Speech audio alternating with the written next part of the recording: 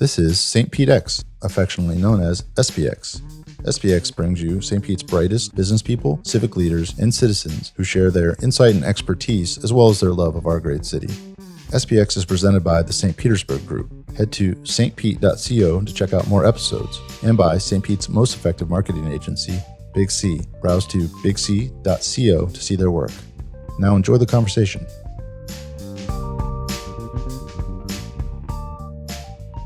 Hey, this is Joe Hamilton. And Ashley Ryneska. And we're here today with Mike Sutton, the CEO of Habitat for Humanity in Pinellas. Welcome, sir. Welcome. Thanks for having me. Appreciate it. So we've been following you guys for a long time, and you've had some pretty explosive growth in the last couple of years. Can you talk a little bit about that? Yeah. It's an exciting time at Habitat. We just came off of a record year where we completed 59 new homes in Pinellas County. And when you really look at that on the spectrum with other habitats across the country, we're actually the second largest habitat out of 1,300 affiliates across the country based on new home construction right here in Pinellas County. Which is amazing. If you look at your growth from 2014, I think in 2014 you were doing maybe 20 to 30 houses a year. What did you have to do to get to nearly 60 homes in a year? A lot. When I was hired in 2014, we had come off of about 4 or 5 straight years of building around 25 homes a year. And everything in the habitat world is based on the number of homes you build. So we were building 25 homes a year, and the board, they kind of made it clear when I was hired that, hey, we want to serve more families. That's our greatest need and greatest contribution to the community. So we want to figure out how to serve more families and get deeper into Pinellas County. And so we started that process of really trying to advance the mission of Habitat. And we really started with the growth of our board and bringing on folks who, their business acumen would really lead well to the work that we were trying to do. And then, obviously with the growth also comes the addition of staff. So our staff went from about a 25-person staff to we have 55 staff members now. So, there were a lot of challenges along the way, but what's been absolutely amazing is just the embracement that we receive from the community in terms of the work that we do on a daily basis.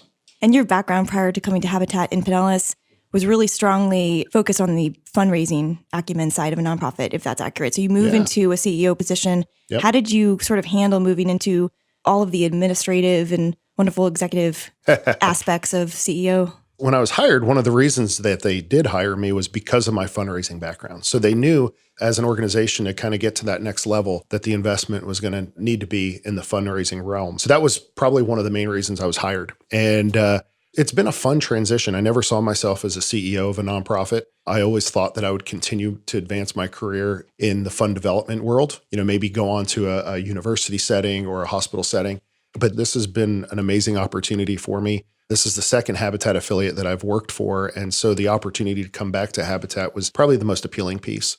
I kind of have a belief that, you surround yourself with people that are smarter than you and people that are knowledgeable in their respective, positions. And, you're able to accomplish a lot. So, I don't know the first thing about building a house. We joke all the time around the office that, the last person you want out swinging a hammer is Mike. And so I stay far away from the construction site from a building standpoint. But, we have those people on our staff that lead those different efforts. And it allows me to focus my time on being external and out in the community and representing Habitat at events and engaging donors. So, but, really back to that question of the change from focused on fundraising 100% of the time to maybe 25% of my time. That was a little bit of a challenge, but we have an amazing development team at Habitat that with that growth of the organization has also grown over 100%. That's kind of a sort of a special and rare time. You come into a new organization and you have a mandate from the board to grow. Yeah. So can you talk a little bit about the energy on the board when there was the catalyst for this transition to growth? And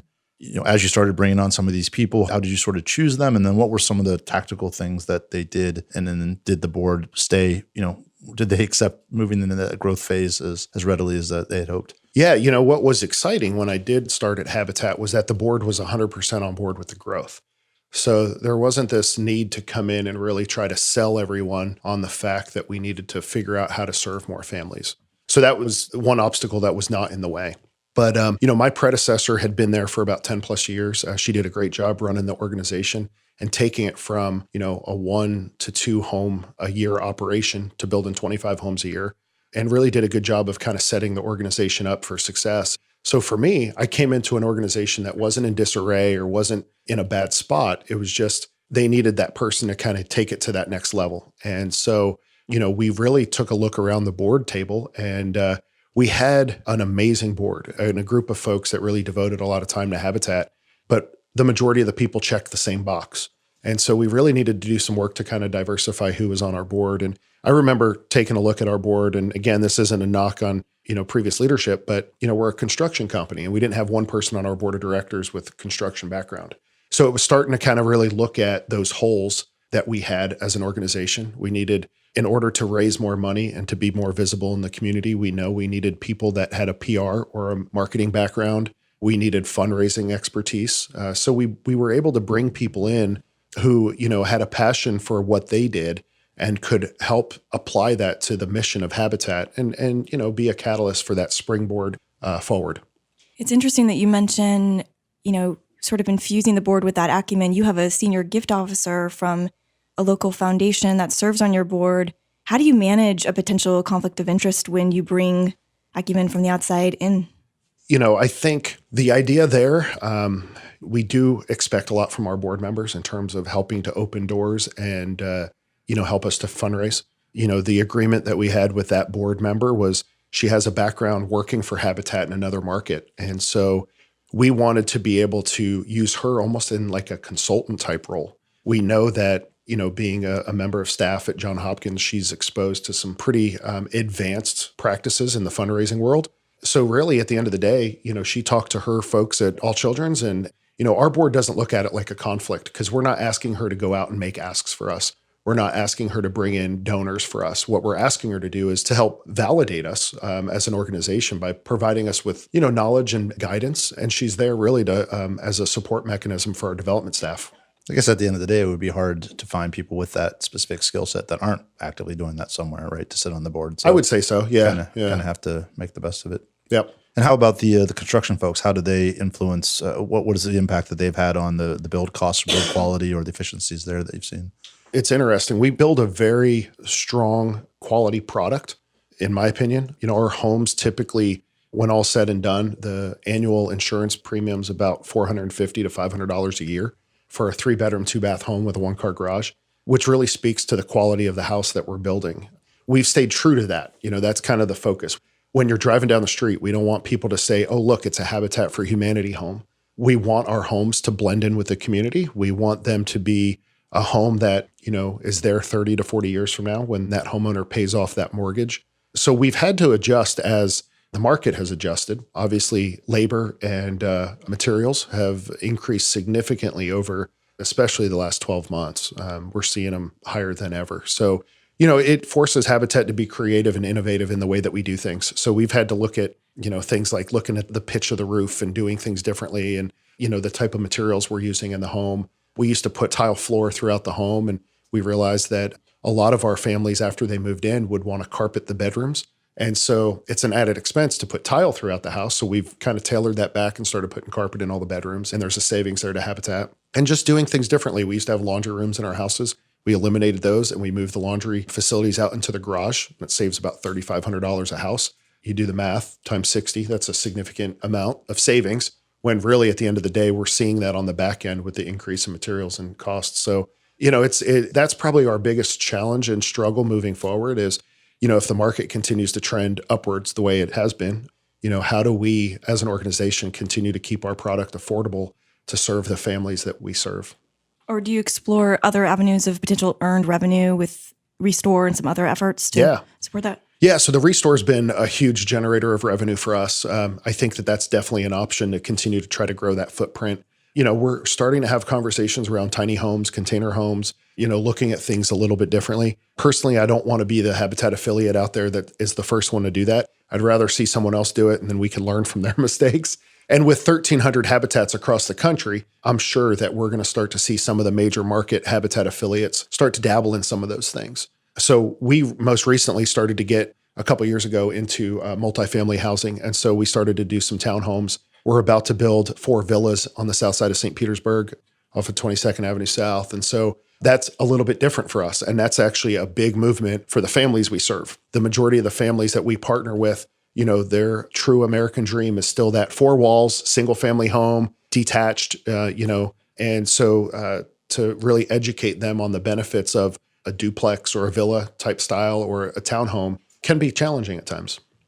Have you talked about a mix for that going forward? Obviously, if people want that, they can wait for one of those to be available. Yep. Or so with the way that you queue potential house recipients, do you think that you're going to trend more towards a greater majority being multifamily in the future? I think we'll probably see a mixture at this point. The biggest challenge we face as an organization on a daily basis is land and finding affordable land to build on. We're on a peninsula, and the most densely populated county in the state of Florida, ahead of Miami-Dade. And so what that does is it makes finding affordable land very challenging. You take away the fact that 30 to 40% of the county is underwater, so to speak. We will never build a home where our families are required flood insurance. So that eliminates a good portion of the county already. So that continues to be the number one driver of conversation around strategic planning for our organization is how do we sustain building 50 to 60 homes a year if we're not able to find the land? And so a way to possibly do that is to go more dense. And so finding properties where we can build multifamily is probably going to be a wave of the future for Habitat here in Pinellas County. You try to be trend proof, I should say, in that you'll build the maximum number of housing units you can with the money that's available. Does it ever come up where you say the market's just too hot right now to make the numbers work? We're going to slow down and push the funds till next year in anticipation of a better environment. Or maybe get into refurbishment. So about 2 years ago, we started to kind of go the rehab route and started looking at options there. What we're finding is because of the strict building codes in the state of Florida, that it's actually more cost effective for us to take a house down to the slab and to the studs. So building new is actually more cost effective than to rehab a home. So we're actually doing a lot more demos now. And so that's an added expense to our budget that we didn't anticipate a year or two ago. So I would say of the 59 homes we completed over the last 12 months, probably 10 to 12 of them were built on lots where we actually demoed a home. Obviously, with an older housing stock in Pinellas County, I think that that's something else that will kind of lend itself very well to Habitat is we're seeing a lot of dilapidated homes out there, homes that are not safe. We have families that approach us all the time about doing rehabs to their homes, and it's just not conducive to the current building codes. And so I think rehab, although we always look at rehab as an option, I think we'll more likely continue to go in a direction where we're doing more teardowns and building new. So what about doing that on, so instead of a rehab, just saying we'll tear down your home and build it again, that would essentially save the land cost if they already own the land or in the process of paying that. Is that something you've explored? Yeah, we actually, we just had a family down in Midtown who came to us that has lived on this property for generations. And so it was something that I don't think they ever thought about moving. They just needed to improve their current housing structure. So we went in and did an assessment of the home thinking that, we could probably put a new roof on it. And our fear was if you touched anything in the house, the whole thing would come down. And if you've ever watched like Flip This House or any of those shows on HGTV, you know that the more you get into a rehab, the more you find. And so they get pretty expensive over time. So what we decided to do was we partnered with the family. They deeded the property over to Habitat. Interesting. We tore the home down and they went through our program and did the classes, did the sweat equity hours. And then we actually built them a new home on their, the property. And they now have a 30-year, 0% interest mortgage on it, but they still have the memories of living on that property and growing up on that property. So I think that that's definitely another way we can partner with families. How come we're not seeing more of Habitat or some like brands infused into shows like that? It's a good question. So we do have a couple gentlemen on HGTV. They're a pair of brothers, and I'm not familiar with their show, but they're national spokespeople for Habitat. They just literally signed on last month to become spokesmen for us. I think the biggest thing is that there's this continued misconception about the work that Habitat does. That you just give away homes. Yep, exactly. So I can stand in front of a group of 200 people and talk about Habitat and how we do not give away homes.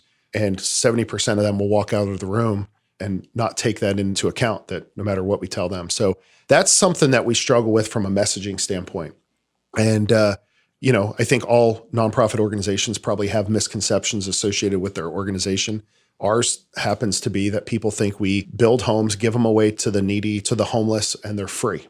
And, the families we partner with are some of the most hardworking individuals I've ever come in contact with. They don't make enough to qualify for a traditional note. They make too much to qualify for any sort of government assistance. So they get kind of stuck in the middle there. And so that's where Habitat comes into play. So our homeowners, a family of four may make around $30,000 for the total family. And if you live in Pinellas County, it's very hard to live on that. And so Habitat provides them with a 0% interest mortgage through our program. And so they're not in a place anymore where they're paying maybe 50 to 60% of their monthly income towards rent.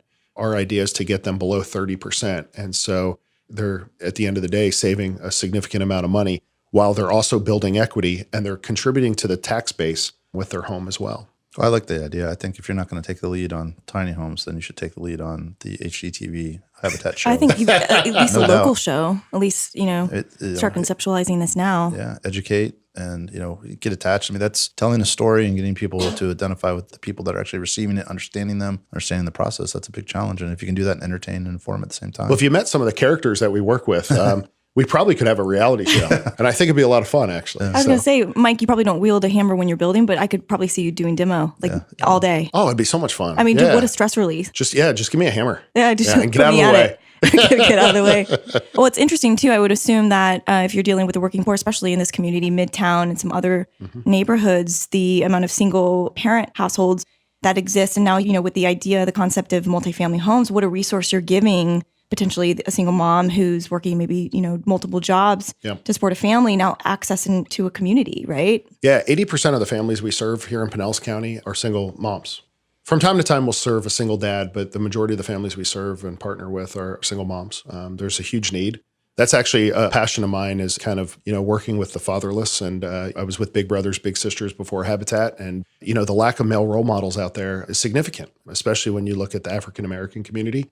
And so one of the things that's so neat about Habitat, and it just kind of happens organically, is that as these families are working with us out on the construction site, you get to see some of the young boys in the families who maybe take a liking to the construction supervisors that work for Habitat, and they build a bond. And it may be the first male adult in their life that they've really been able to kind of have some sort of bond with. So, we talk all about changing lives, and we change lives in so many other ways than just building four walls and a roof. Now, is that something that you address with the workers? Because obviously that's an unusual position to be put in unless you're building habitat homes regularly. So with your background at Big Brothers, Big Sisters, is that something where you actually train them or talk to them about how to interact in those situations, knowing that it's a finite interaction? Yeah, we talk about it all the time. We work really hard to make sure that each family is treated the same, that we're fair and consistent across the board. But we also realize that these families are coming from, probably a place where they've struggled along the way. Trust is usually an issue. So anytime that we can overcome that and build a bond with the families, I feel like we're making some headway.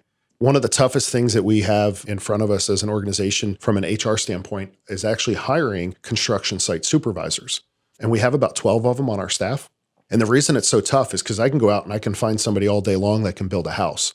What I can't find is someone who can build a house and interact with volunteers, lead volunteers, and do the same with homeowners. So, you have to have the patience. You have to have the understanding. You have to be okay with having to fix things after the volunteers leave sometimes. And then you also have to have the patience and understanding with the homeowners that we partner with. 9 times out of 10, if they show up to come out and work on a house and they're supposed to be there from 8 to 2, they're going to have things that pop up from time to time. They have 3 kids at home and they're a single mom. Well, stuff's going to happen. And so the empathy and the patience that we need from our site supervisors, they're one of our biggest assets at Habitat. Have you had a staff around that in terms of, recruiting project manager or some other sort of third party participant to help facilitate between the construction staff and the volunteers? What we really do is we really work hard to find potential site supervisors who have that personality of just engaging with people. We can teach them how to build a house.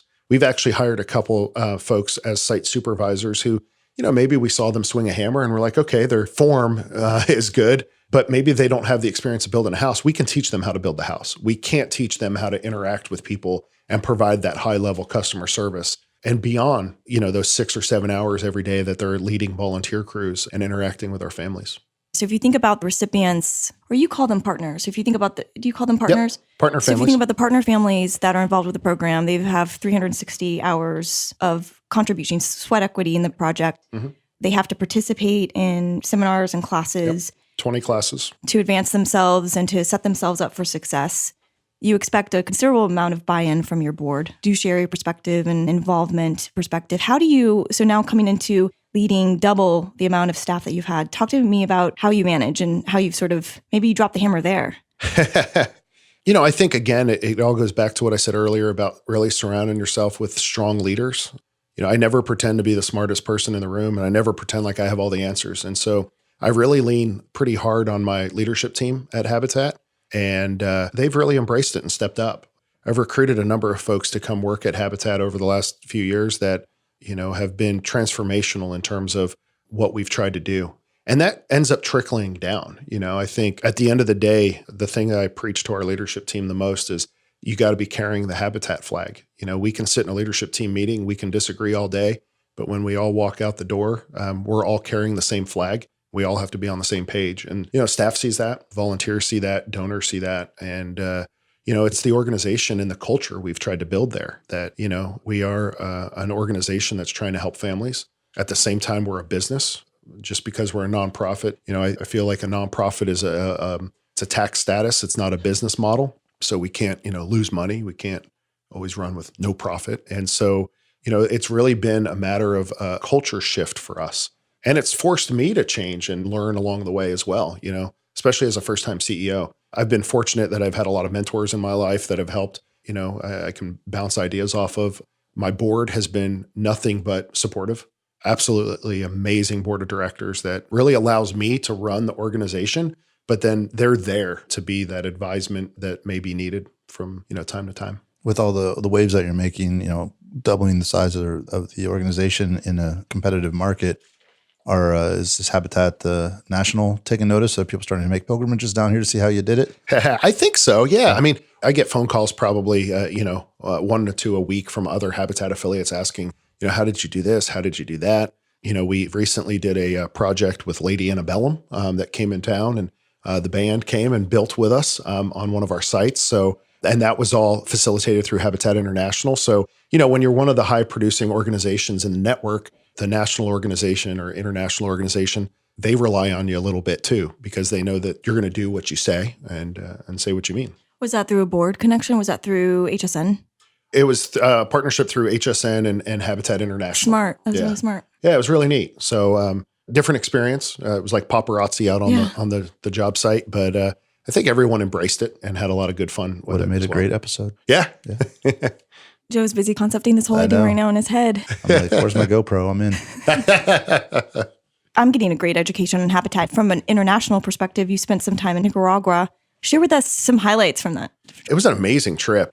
Habitat International is in 70 plus countries around the world. And Nicaragua was a country that we identified as there was a great need. They don't see a lot of financial support. They don't see a lot of volunteers come into Nicaragua. On the flip side, you have Guatemala to the north that gets a ton of support. And you have Costa Rica, which everybody wants to go just to zip line and, all that good stuff. So those two Habitat affiliates do very well. So Nicaragua is kind of like lost in the middle, right? So we identified it as an organization that, hey, let's send some volunteers down. And so we identify a country every year to partner with. And Nicaragua was this year's partner, or 2017. And so in November, myself and 11 other individuals took a 10-day trip to Nicaragua. We had a couple culture days on the front and a couple on the back. And then we built a home with a single mom with 2 girls over the course of about 5 days. It was the very first home, I found this interesting, very first home in Nicaragua where the restroom was going to be inside the house. And so it was kind of a big deal for them. Typically in the past, the Habitat homes have a latrine in the back with a wash station and sink and that kind of thing. And so, when you go to the second poorest country in the Western Hemisphere on a trip like that, it really puts a lot into perspective.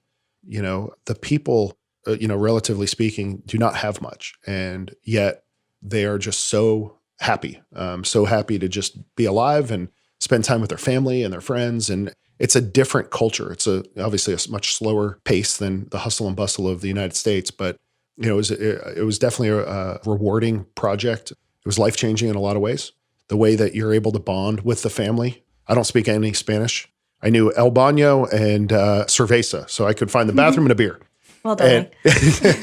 But to be able to bond with a family where you don't even have the opportunity to really speak to each other, but yet you bond just in the support you're providing them over the course of 5 days was really just an amazing experience. That sounds like a 2-part episode. Still in it? Yeah, sorry. Take off the director's cap, if you will. All right.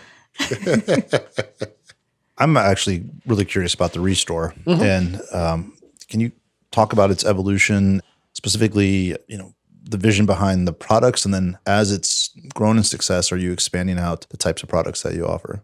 Yeah, so the Restore was developed probably about 10 to 15 years ago on a national level.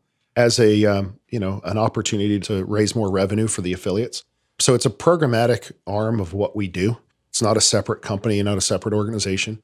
And we have 2 locations here in Pinellas County. We have our main headquarters, which is on the corner of 49th and Ulmerton in Clearwater. And then we have a second location we opened about 2 years ago up in Palm Harbor off of US 19. The interesting thing about the Restore is, 100% of the proceeds go back into building more habitat homes. So it helps to fund a couple houses every year with the proceeds from it. But it also, on the flip side, it actually is an environmentally friendly operation because we're keeping things out of the landfill. And so there may be items that are worthless to you or I. However, there's someone out there that could probably see, some value in a product. So what we do is we sell gently used and brand new building supplies, building materials, furniture, pretty much anything you could find in the home, we would carry that at the Restore. And so we have amazing partnerships, and those partnerships have grown over time. And these partners donate product to us. And so when you're looking at redoing a bathroom, you can probably come to the Restore and find tile. You can find a new tub, a new shower basin, or a toilet sink. All that kind of stuff we carry at the Restore. Has the mix been the same all along, or have you expanded? I can't remember. As soon as I thought you added appliances or something, or have they always been there? There's been items we've kind of backed away from a little bit. So we've gotten a little bit more out of the furniture business. We really do try to focus more on the building supply piece, stuff that you would find at Home Depot and Lowe's. There's a lot of thrift stores and a lot of gently used stores out there, but there's, I don't know of anyone else that sells the building supplies at a reduced amount. And so, in some ways, we probably do compete with Lowe's and Home Depot on some things, but at the same time, they donate a lot of stuff to us, overruns or returns and that kind of thing. So it's really neat. I always tell the story that my couch in my living room is from the Restore. It was a brand new couch that was donated through American Signature Furniture. They said it was a scratch and dent. I couldn't find anything wrong with it. I finally found a little scratch on the wood base on the one side. So I turned the wood base, about 90 degrees in, and now you don't even know. And I have a brand new couch, So I bought it at 60% lower than what I would have paid for it in the store, and I helped Habitat. So that's kind of the neat piece of the Restore. What's the strategy behind moving into that second store and possibly moving into a third? Is it financially based or opportunity based? Do you already have one picked out for the next one? Yeah, we actually are talking a little bit about a third store. We did a feasibility study about 4 or 5 years ago. We didn't look at where the customer base was. We looked at where the donor base was. What we find are that our customers will drive to our store. Donors have to be within a 2 to 3 mile radius of the store. And so when we opened the Palm Harbor store, that was kind of the thinking behind that one. The first store was, hey, let's be centrally located in the county. We found the old Sports Authority or Sports Unlimited building, and it was just perfectly centrally located. The Palm Harbor store is in one of the wealthier zip codes in Pinellas County. And so the idea there is we're able to pull donations from those wealthier zip codes. But then again, people will drive there to shop.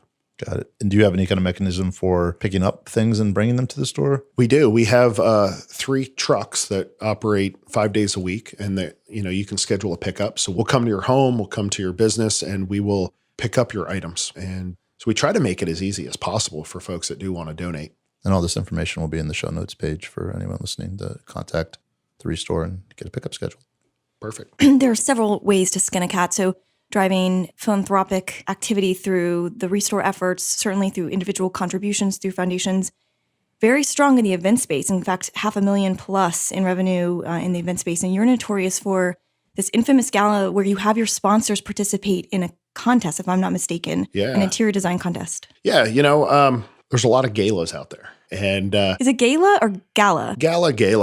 Tomato. It's all the same, all right? So it's an event you put on a suit. It's one of the only 3 events a year I usually put a suit on for.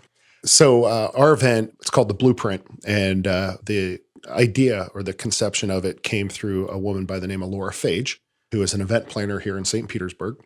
And what we really wanted to do is to design something that was different than your traditional black tie event. Everything in the home centers around the kitchen table and around that dining experience. And so we created a dining experience that we feel like is like no other. And so we bring in about 12 to 15 home designers, and they design these custom eating spaces that are all different depending on, where you're sitting in the room. And it's really just a matter of trying to make it different, make the experience for the guests, first class. And then there's a competition among the designers. And so We do give out an award for, best dining space and runner up and that kind of thing. And they get pretty competitive. I've heard that. Yeah. Is it thematic? Is it every year there's a different theme? Yeah. Okay. Yeah. So this year's theme is bandstand. So we'll have 13 dining experiences. And then we have about 20 tables in the middle of the room that are basic tables. But for the dining experiences, each room will be a different era of music. And so you'll have like the 80s room or the 90s room and that kind of thing. And so last year, our event was a circus theme, old circus. It was really, really neat. We brought in one of the Walindas, who was our guest. And to kick off the event, we did a skywalk over the sundial, which you may have heard about. Oh, yeah. I do remember that. And one of the Walindas walked across the world's largest sundial. This is here in St. Petersburg. This is a reality show. Say it, Ashley. Making. Episode 3. Done. He walked from one side of the sundial to the other. And it was a pretty windy day. It was probably one of the scariest 15 minutes of my career. But no such thing as bad publicity, Mike. I guess not. Well, and here's the ironic thing. It was 1 week after his brother and family fell. Oh. If you remember that happened, we probably got, on one hand, extra PR out of it, but it was very nerve-wracking going into it. So, but everything went well, and Rick did an amazing job, and then came to the gala the next month. And the year before that was a Great Gardens theme, which was really neat. We brought in P. Allen Smith. He has a PBS show, a famous gardening expert. And so he was our guest that year. So yeah, the idea is to change up the theme, to make it new every year. And Laura Fage does an amazing job planning it for us. And then our staff does an amazing job of bringing in the corporate sponsors and the supporters to attend. Well, it shows your development prowess for sure. I mean, you have to invest in opportunities to engage your donors and to certainly thank them. And that sounds like that you've carved out some space to do that with your events. Yeah, we've really tried. Our gala was on, when I was hired in 2014, both our gala and our golf tournament. So those were the only 2 events that we do at Habitat.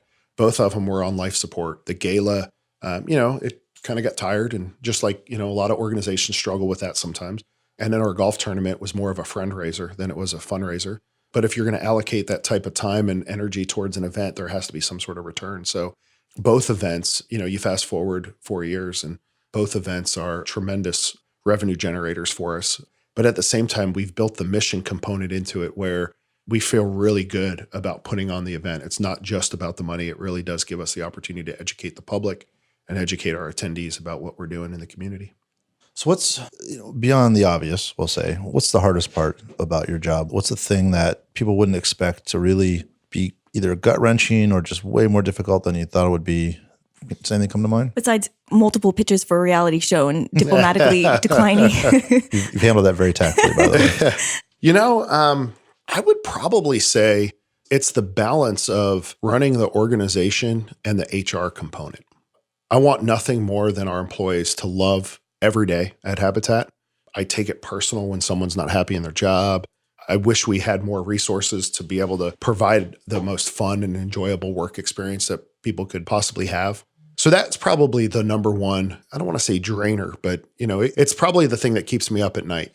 When I went from being a development officer to being the CEO, all of a sudden I had to worry about 55 lives. And so ensuring that everyone has a safe place to work and a place that, they know we're going to be there tomorrow, especially in the nonprofit sector, that's important for me. Does that feel more like a struggle moving upwards or more of avoiding a big negative? Is it more like your biggest worry is that something really negative comes out, or is it more just keeping the general level of happiness up for everybody? I think it's keeping the general level of happiness up for everybody. I think we do a really good job of bringing on the good folks. Right. We have a great team. And, I feel like, you walk around the office and you get to know some of our staff. I think people truly are there because of the mission. And, it's just making sure that, people feel secure in their job, that, they're performing at a high level. We're a fast-paced organization, building 60 homes a year. That's, building a new one every week over the course of a year. And so in order to do that, you have to be a high performer, Sure.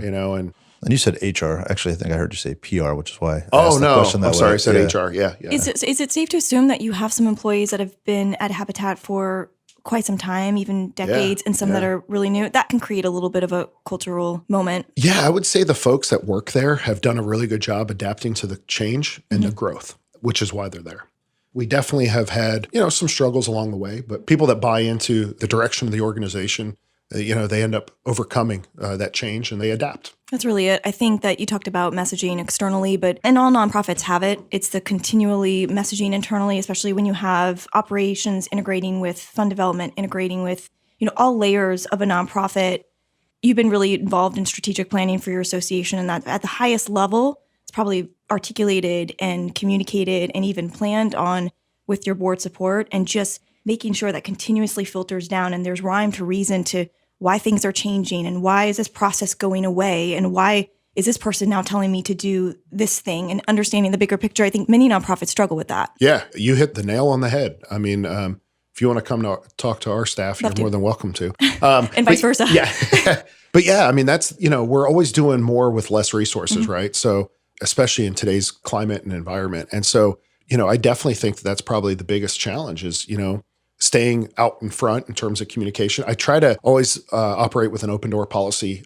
I will share anything with staff as long as it's not confidential information. So it's typically, kind of back to that HR thing is pretty much the only thing that, I wouldn't allow a staff member to come in and ask me about. But, we'll be completely an open book to our staff when it comes to anything. So, and I'll use as an example, a couple of weeks ago, we found out that there's a funding source we may lose here in the next couple months. And I sat down with our entire staff and kind of shared with them what we anticipate the impact being and how, as an organization, we're going to address that.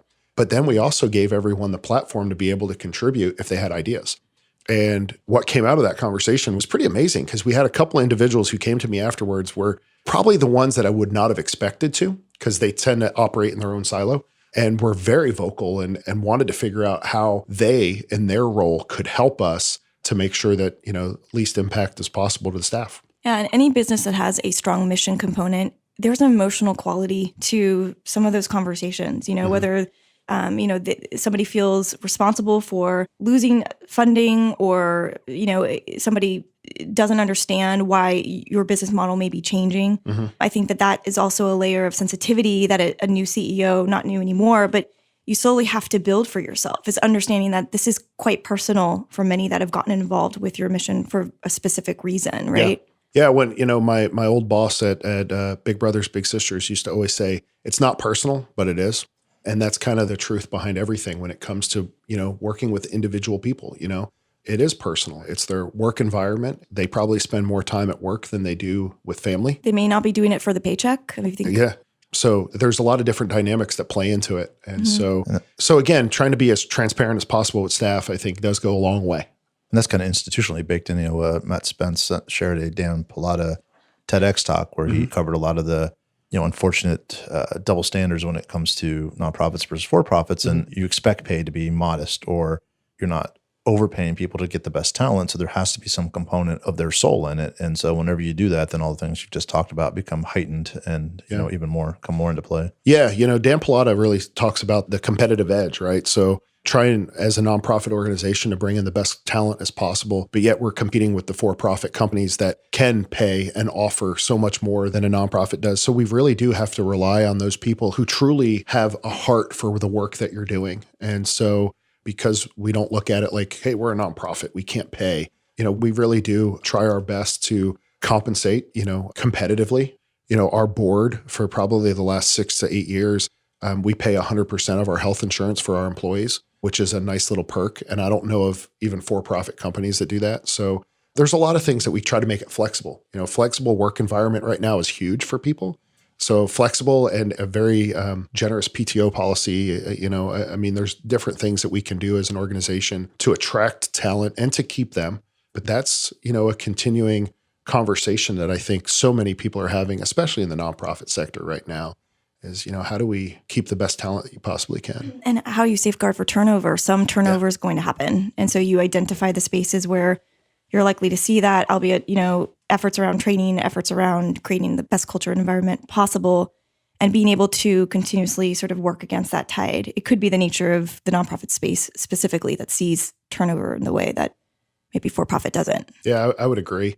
And unfortunately, because the pay sometimes for a lot of organizations isn't very high, people will leave a job for 50 cents down the road. And so, I think that's where the organizations that we all work for really have to, that you got to figure out how to invest in people. And, maybe it's not always about the paycheck. Maybe there are ways that the training is huge. professional development, the exposure in the community. Producer credit on the show would be a good one. There you go. We've dropped it. Oh, sorry. But absolutely, training and investment in staff. We were talking, Joe and I, earlier about a conversation that we had with somebody who was very well accomplished in his career, now retired. And he explained sort of the moments in his career when he experienced the most satisfaction and professional growth and was the best leader. And it was when he was able to get himself to a point where he surrounded himself with those that were smarter than he was. And then he created the space to sit and think. Mm-hmm. And at first blush, I really wanted to judge that. I really wanted to look at that as sort of an action in a world of pure hustle and pure execution. But I see the brilliance in that, sort of creating a moment to allow everything that you're exposed to really integrate and give you that platform to start to vision what's next. Do you create those moments for yourself? Are you finding that necessary now with everything that you're asked to do to find time to sort of recede back in service to the growth of your organization? So I think I perform and I work my best under pressure. So I actually enjoy the hustle and bustle of every day. So, it's funny because I started this week looking at my calendar and I'm like, gosh, what can I move? What can I cancel? What can I, how do I create more time? But all things considered, weeks like this where I'm just jam-packed and I have meetings and I'm out in the community and I have staff meetings, board meetings, those are the weeks where I produce at the highest. So I'm probably a little bit of the opposite of this gentleman. I find my downtime on the weekends. I think a lot of people that I interact with think I'm an extroverted person, but if you know me in my personal life, I'm the complete opposite. So I find time on the weekends and in the evenings, usually later in the evenings, to really kind of relax and just have downtime. I'll find time of just quiet. My faith is very important to me, so I do try to find some time every day for that.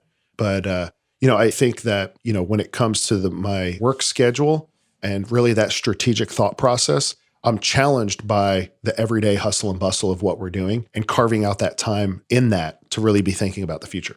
So, just having this conversation with you guys today, I'm thinking about what Joe was talking about with the tiny houses earlier. Now I'm like, okay, maybe we do want to be the innovator in this area. So, I don't know, but do it with a reality show, right?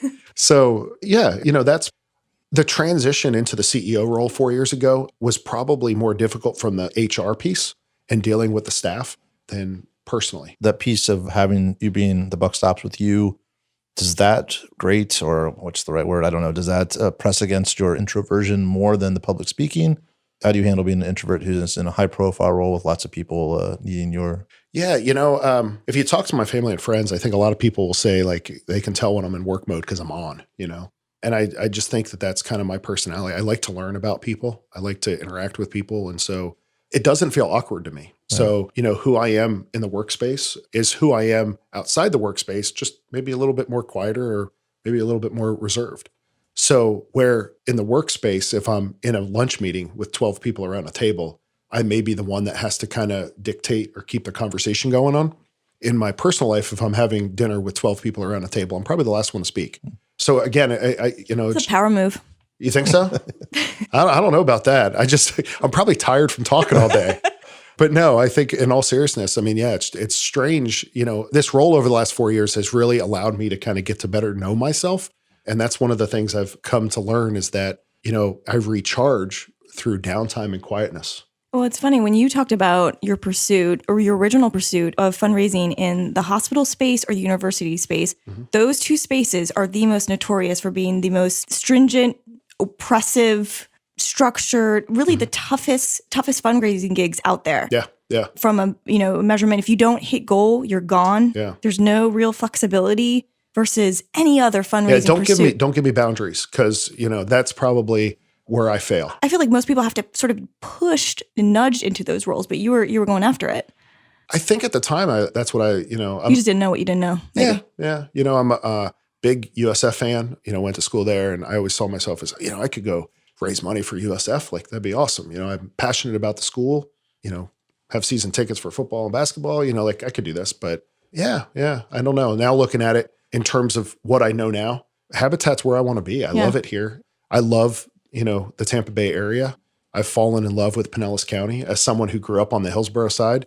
My pride and my loyalty is on this side of the bay now. And he's been converted. I have been. I know. I used to come over to Pinellas County to go to the beaches on the weekend. And I remember, when Baywalk was built, kind of checking that out and seeing what that was all about. But now that I've lived on this side of the bay, I rarely go to Tampa, typically to the airport or to like a sporting event. So let's get into it really quickly. Just sort of Mike, when he's not in full work mode. Yeah. Baseball fan. Huge. Baseball aficionado. Huge baseball fan. Talk about that. Gosh, I guess it probably all goes back to my childhood. I went to my first baseball game when I was 8 years old at Yankee Stadium, the old Yankee Stadium, and just kind of fell in love with baseball. It was also the first sport I played when I was a little kid. And until I was 8 years old, I actually lived up in the New Jersey, Pennsylvania area. And so my dad took me to a couple different stadiums, so I went to the Vet, to the old Shea Stadium, to the old Yankee Stadium. And I think part of it was I fell in love with these massive buildings, right? So being able to go into a stadium, I was just like in awe. And even to this day, like I love architecture. I was going to ask you about that. Yeah. And I don't know anything about architecture. Can you help yourself now? If you go in your home, you're just like, we need a bathroom here. This needs to be completely torn down. Where did they get this couch? Was it the restore? What's that? Absolutely not. You're not in work mode when you go into houses. No, not at all. I think I look at stuff like buildings and older buildings especially, and I just have an appreciation for, wow, this is really cool. Got it. So back at stadiums, So back to stadiums, yeah. So I kind of fell in love with going to the games, and I think, it was probably the one bonding thing I did with my father on a regular basis was go to sporting events, and so kind of fell in love with it. We moved down here. Spring training became the norm, and I spent almost the entire month of March as a little kid going to Blue Jays games in Dunedin. We had season tickets spring training season tickets there. It was just something that at an early age just kind of, was inside me. And so now when I plan vacations, I try to plan them. I typically take 2 weeks off in the first couple weeks of July every year. It's the start of our new fiscal year. And so try to forget the previous year.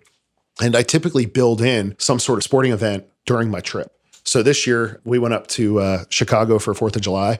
But the main driver for me was the Rays were playing at Wrigley. So we went to the game. We went to San Francisco after that for about 5 days. Nice. Had to hit a Giants game while I was out there. So, for me, that's kind of the driving force behind everything I do is sports. And, I find some comfort and relaxation behind it. It also is my opportunity to just kind of forget about the day and just kind of, I really try to sink myself into the game and really watch. I went to one dedication last year, and it was the Rays house. Mm-hmm. So got to interact with them. Did you get anything interesting come out of that interaction baseball-wise? Yeah, the Rays have been a great supporter of ours over the last couple of years. They've built a house each January for the last couple of years. The cool connection there is I actually went to high school with Kevin Cash. Oh. So to me, it was kind of like, oh, cool, Kevin's coming out to present the keys. I thought it was pretty neat.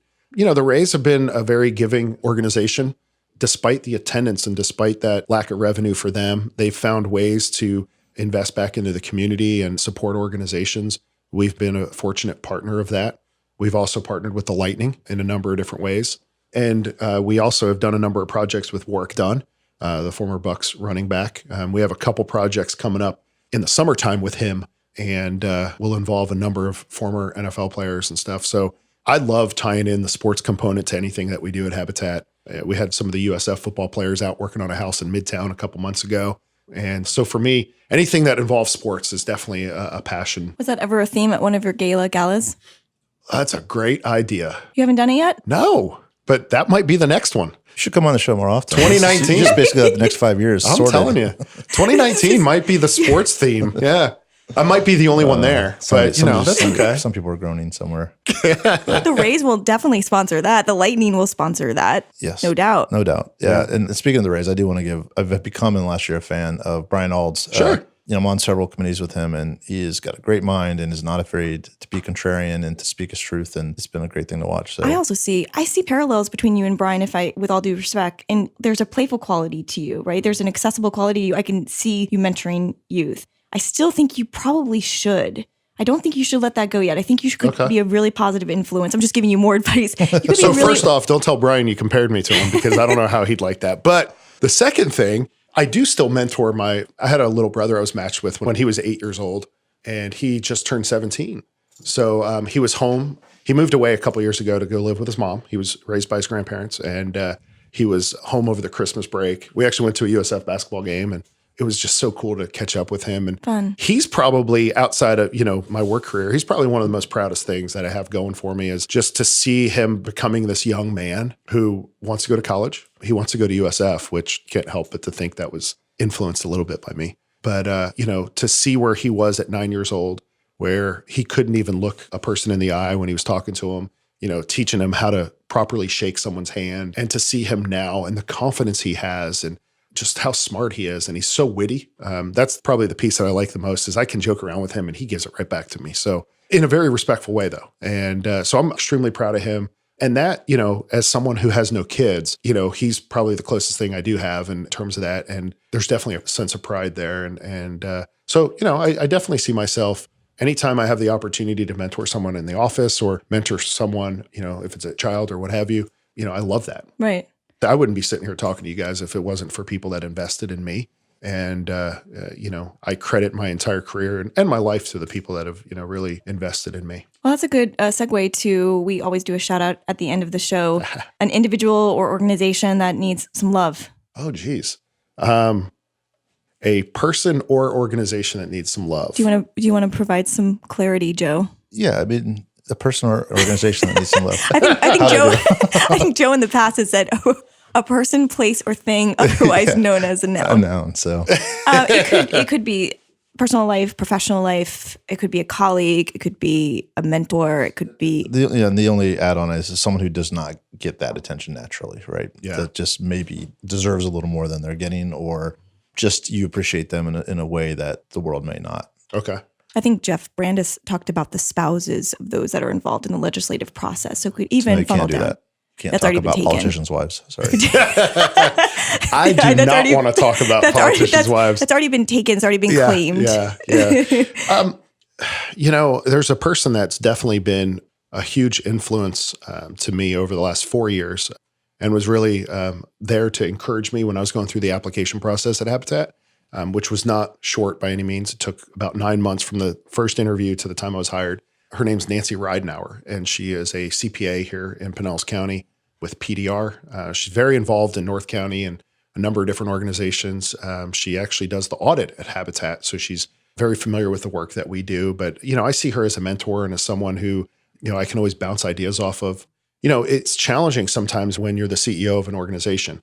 I have to manage up and manage down, right? So I have a board of directors that I have to manage up to, and I have 55 staff members I have to manage down to. And so sometimes it's lonely. Sometimes you're stuck in the middle and it's like, who do you talk to?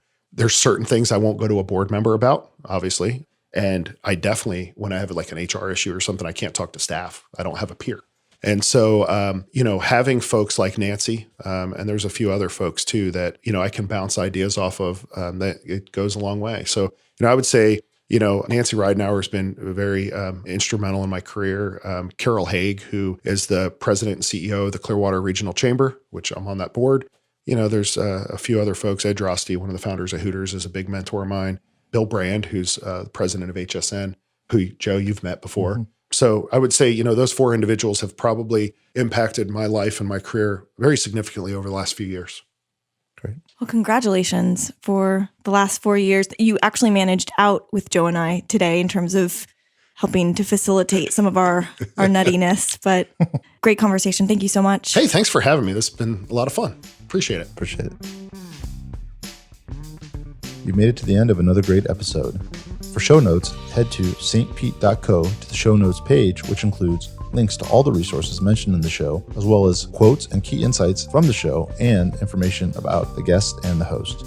Thanks again to our sponsor, Big C. Head to Big C, that's BIGSEA.co to check out their work. And if you like what you heard, make sure to share this episode on social media and leave a comment. See you next time.